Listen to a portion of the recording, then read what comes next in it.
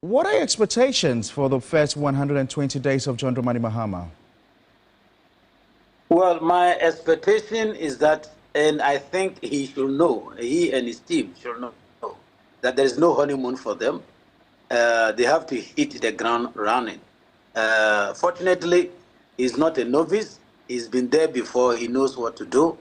So I think from day one, that is on the 7th, just after 7th of January, just after swearing in, he and his team should start work. What needs to be done must be done, and done immediately, especially the looted funds that he promised us that he's going to recover. I think he must take immediate action to ensure that these monies are not stuck away or thrown out of the country. You know, there's a lot of illicit financial flows these days, and I think that must be done, and done quickly. And are you ready to lead the task force then, if you're offered? I will die for Ghana, my brother. There is nothing that I will not do for Ghana. Why does it sound to me that you probably are just hoping to exact your pound of flesh? Not at all. In fact, they can take all positions and put me aside. I'm not interested in exerting any pound of flesh. I have beef against nobody. What I'm interested in is how we can develop our country. I'm not pleading or applying for a job, my brother. So maybe that's the wrong impression. With regards to accountability, on top of your mind, what issues do you think should be on the front burner? First and foremost, the looting of public funds, the abuse of public funds is very important. We must ensure that monies generated for the country in terms of taxes, in terms of money borrowed, in terms of grant received from abroad, these monies are all used for the intended purposes.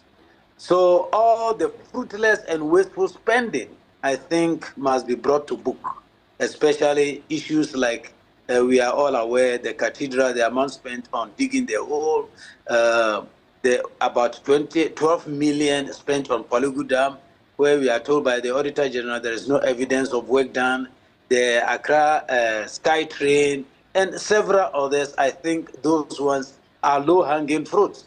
They must be quickly harvested. And then individuals who have actually abused their office and looting public funds, violating procurement rules or buying things that are not even needed, etc. I think all these must be checked. I mean, listening to Kojo Chumbwa, listening to yourself and some elements within the NDC, aren't you putting fear and trepidation in the officials of the NPP? Aren't you going to make it difficult for them to freely and openly help in this, transition process? You need them to be fully cooperative. The point is that no single person should ever dream or think of occupying public office and not be held accountable.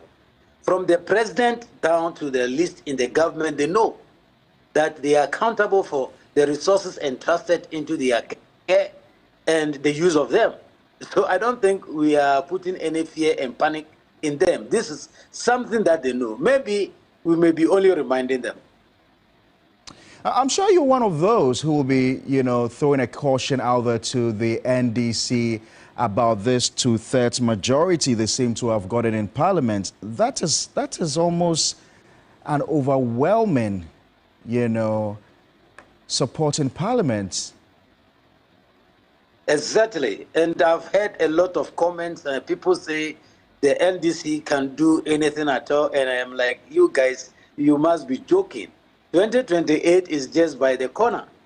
The very way that Ghanaians have said no to the NPP, they can still say no to NDC. So this is not a blank check to misbehave. No.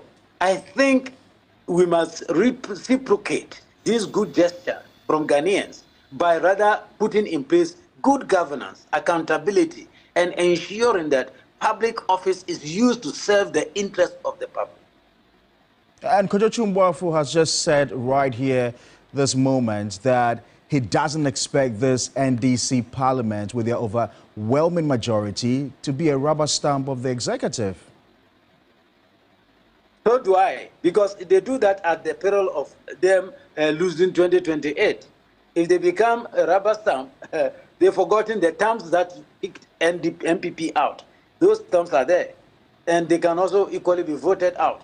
Ghanaians I don't think Ghanaians gave them this mandate to just go and be a rubber stamp. If any foolish, or forgive me for lack of better words, a useless policy comes and it is approved, things that do not serve the interests of the people, they use their majority to approve it. Fine, they can do that legally. But 2028 is there, waiting for us. President Mahama has said that he... My brother, if I may,